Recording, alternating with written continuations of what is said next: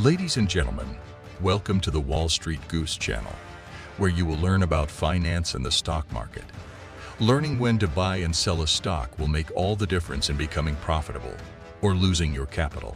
Enjoy the program. If you earned $1 per second, then to make $1 million would take you about 11.5 days. But to make $1 billion would take you over 31.5 years. You see, it's easy to think of wealth in terms of rich or poor. But broadly speaking, there are arguably 5 different levels of rich. And at each level, things change very drastically. The difference between what a millionaire can do and a billionaire can do is simply staggering. In this video, we'll be exploring what life is like at each of these different wealth levels and delving into how the ultra-rich spend their money, including some of the most bizarre and extravagant purchases you've ever heard of. But as you're watching, you'll realize that one of the biggest changes that happens at each of these wealth levels is perspective. Because prices feel relative to how much you earn. So if you compare someone who's earning $40,000 a year with someone earning $400 million a year, it's 10,000 times more, which means a Lambo that costs $300,000 to them is the equivalent of spending $30. A $10 million piece of art feels like $1,000. A $50 million home in the Hamptons feels more like $5,000. So, whilst to us each of those purchases would feel so major, to a billionaire it's not even something they'd really need to think about. And of course, when you're that wealthy, it's not just items and experiences that you can buy. But we'll get to that. Let's instead start off with the first level of rich, the top 1%. Even though this phrase is synonymous with being extremely rich, if your income is over about $200,000 a year, you would technically be part of the top 1% of worldwide earners. And so, being in the top 1% may not make you feel quite as rich as you would think. Because sure, you can typically afford a nice house and car, but with those things comes higher costs. And so you probably don't feel very financially secure, and you're likely still working a full-time job. Which is why beyond this level, wealth starts to be measured in net worth rather than income. Because the more wealth you have, the more assets you have, and you're probably not making your money from a normal salary. So the next level of rich is a net worth of $10 million to $30 million. At this level, your needs are met. You can live very comfortably. You have a really nice house, you often fly first class internationally. If it's a special occasion, you might book a $2,000 suite. You can afford any healthcare you need, and in fact, no emergency financial situation can destroy your life. And yet, you're still not rich in the way that money doesn't matter. You still have to be sensible and careful when it comes to big decisions. And in the banking world, you're still not classified as having an ultra-high net worth. Which brings us to our next level, a net worth of $30 million to $100 million. At this point, you start playing in the big leagues, and most likely, you run or have a controlling interest in a very large company. You always stay at 5-star hotels, and you have multiple residences all around the world that you can stay in as well. You take holidays during prime time, for example, going to Monaco for the Grand Prix, or Cannes for the film festival. And you won't bat an eyelid when the place you're staying at costs $10,000 to $20,000 per night. You have personal assistants and are starting to have people that others have to talk to get to you. You can buy pretty much anything that normal people think of as stuff rich people buy. Like you can buy any cars you want, the fanciest jewelry, and so on. Instead of flying first class, you'd fly private. Although, having said that, you'd typically charter a flight or own a private jet fractionally through a service like NetJets, instead of buying it outright and having to maintain it. But still, at this level, another big change that happens is your social circle. You probably start socializing with congressmen, senators, and community leaders. You're likely very well respected within some very high-class circles. Interestingly though, since you're likely surrounded by other ultra-wealthy people, you may start to feel you don't have enough. Sure, you may have just bought a new Ferrari, but your friend has a limited edition version where only 5 were ever made. And sure, you had dinner with a local governor, but your billionaire friend just had dinner with the president.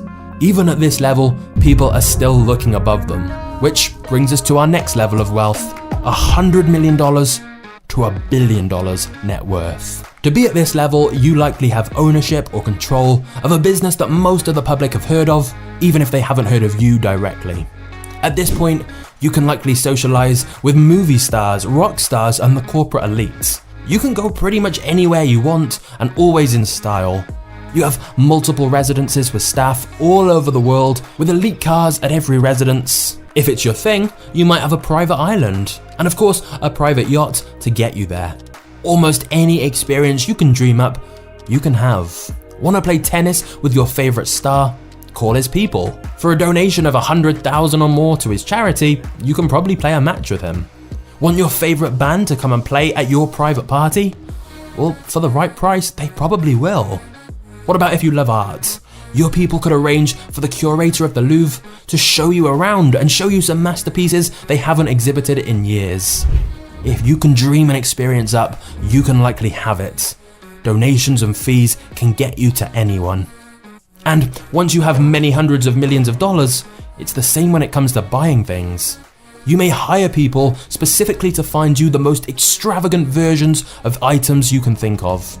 For example, the Australian company Toilet Paper Man produces 22 karat gold toilet paper for a cost of over 1.3 million. And if you are going to quite literally flush money down the toilet, why not get a gold toilet or an entire gold bathroom to go with it? In fact, if you're ultra wealthy, you can literally have gold everything. How about a 24 karat gold water bottle, which in itself is a piece of designer art and comes with spring water from France and Fiji, combined with glacier water from Iceland? Or alternatively, how about the world's most expensive iPhone that has 24 karat gold casing and more than 600 white and black diamonds, plus sapphire glass for the screen? This obviously isn't available to the general public. To buy one, you're gonna need over $15 million. But this is the key. At this level, it's not just about buying the fanciest, most luxurious items, it's about getting the rarest and most exclusive things you possibly can. For example, you could get a limited edition pen that costs $160,000, has 4,810 diamonds inside, and only 8 are made each year. Or if you want to go a lot bigger than that, many billionaires turn to art. And not just rare paintings, but things like this dead shark art piece created by Damien Hirst that sold for $12 million. Or let's say you like piano. Well, here's the same crystal piano that was used for the Beijing Olympic Games that was purchased at a private auction for a record $3.2 million.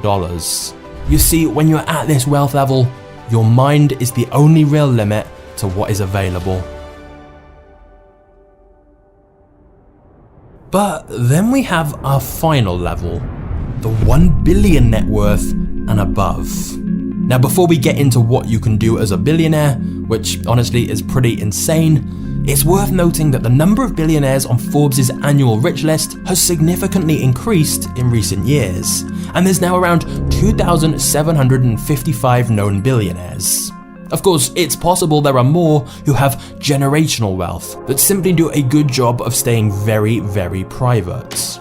But either way, Forbes have estimated these 2,755 billionaires are worth a combined $13.1 trillion, and therefore have more wealth between them than the poorest 5 billion people on Earth combined. These statistics are overwhelming.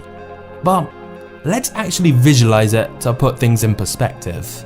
This rice example really highlights that even within this billionaire category, the difference between 1 billion and the kind of wealth Jeff Bezos or Elon Musk have is insanely vast. I'm also a big fan of James Janney's YouTube channel, and he did a great job of visualizing the difference between these large sums of money in a different way. So after seeing these examples, we've now got a better idea of the scale of $1 billion. So now let's look at what you can actually do with it. Because essentially, you can buy anything. And I do mean anything.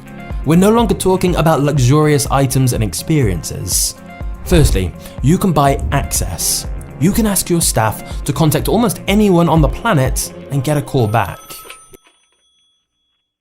However, believe it or not, there are some downsides to being this ultra wealthy. Firstly, it's nearly impossible to have normal emotional relationships at this level. It can become increasingly difficult to have friends and family that love you for who you are. They exist, but it's pretty hard to know which ones they are, because your world is likely filled with yes men and people looking to take advantage at every opportunity. Your trust and connections with people are undoubtedly considerably weakened. Dating also becomes an odd experience.